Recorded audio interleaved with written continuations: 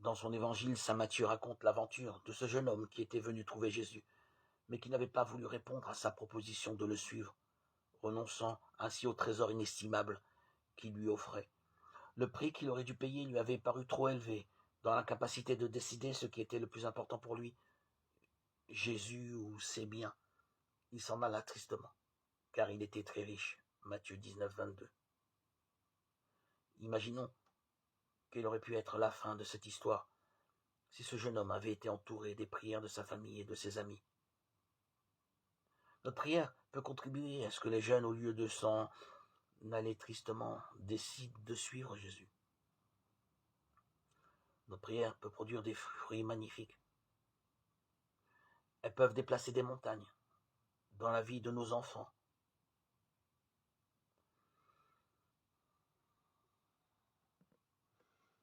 Nos prières peuvent apporter amour, réconfort à nos cœurs, bien entendu, mais pour tous ceux qui en ont besoin. Nous pouvons être des instruments de la miséricorde de Dieu.